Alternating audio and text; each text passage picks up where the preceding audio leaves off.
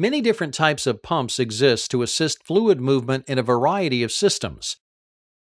An external gear pump uses two gears rotating against each other to provide fluid movement. One gear is driven by a motor connected to a shaft. This is called the drive gear because it is driven by a motor, and it in turn meshes with and drives the movement of the second gear.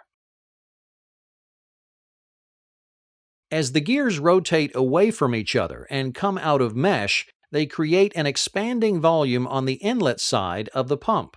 This creates a vacuum at the inlet port, allowing fluid to flow into the pump. Then fluid flows into the cavities and is trapped by the gear teeth. As the gears rotate, a flow path is created around the outside of each one. Fluid trapped in the slots between teeth is carried around and discharged into the cavity with the outlet port.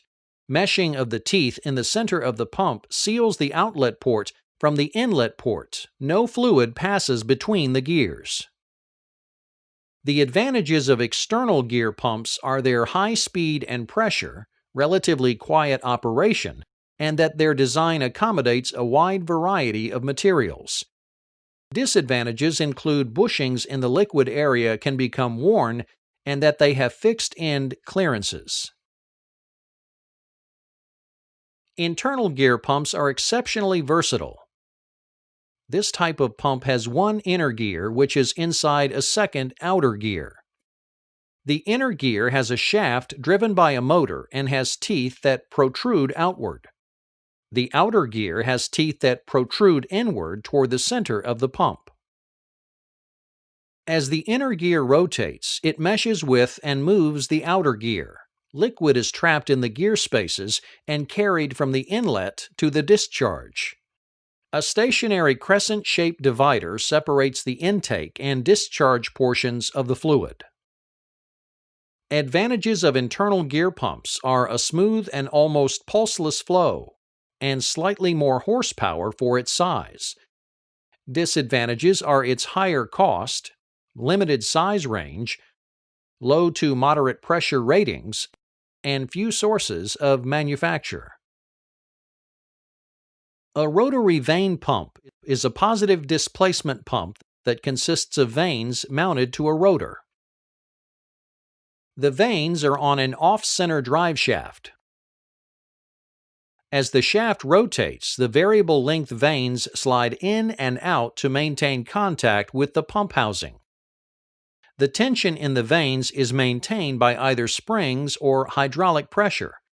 As the vanes rotate, they create chambers of varying sizes within the pump.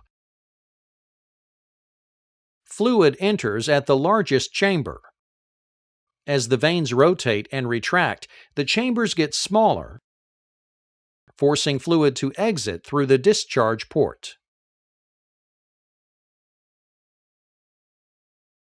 The advantages of vane pumps are that they can handle low viscosity fluids at relatively higher pressures, can dry run for short periods, and develop a good vacuum. Their disadvantages include complexity and their unsuitability for both high pressure and high viscosity fluids. Piston pumps come in many different forms. A swash plate is a device used to translate the motion of a rotate shaft into the reciprocating motion of a piston. Swash plate piston pumps have a rotating shaft connected to a cylinder block containing pistons, which are pressed against a stationary swash plate that sits at an angle to the cylinder.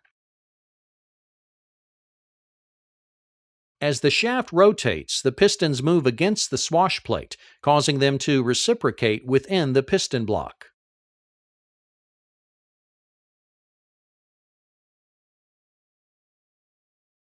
The pistons create a vacuum that forces fluid in during half a revolution and expels fluid during the other half. On the intake stroke, a spring ensures the pistons pull back and maintain contact with the swash plate, causing fluid to fill the empty cavity left behind. On the discharge stroke, the angle of the swash plate forces the pistons back inside the piston block and discharges the fluid.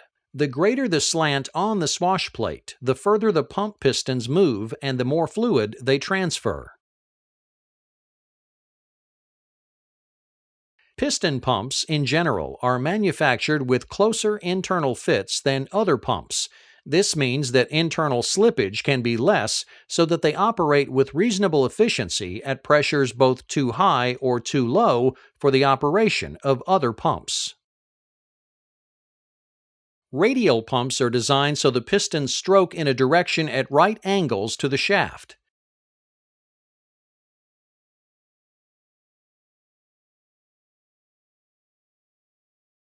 The pistons are arranged like wheel spokes around a cylinder block with an eccentric central cam mounted on a drive shaft.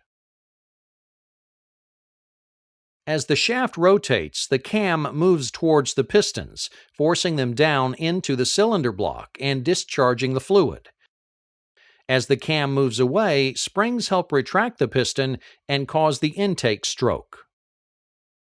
Check valves ensure that fluid only enters the inlet ports and only exits the outlet ports. Radial piston pumps have a low noise level, very high loads at low speeds, and high efficiency. Hand pumps are used when a source of power is not available or where the extra expense of a power pump isn't warranted. For example, they are used on shop presses and other portable equipment, serve as standby pumps, and serve as sources of emergency power. Hand pumps are always of piston type and are usually constructed with a piston working between two check valves.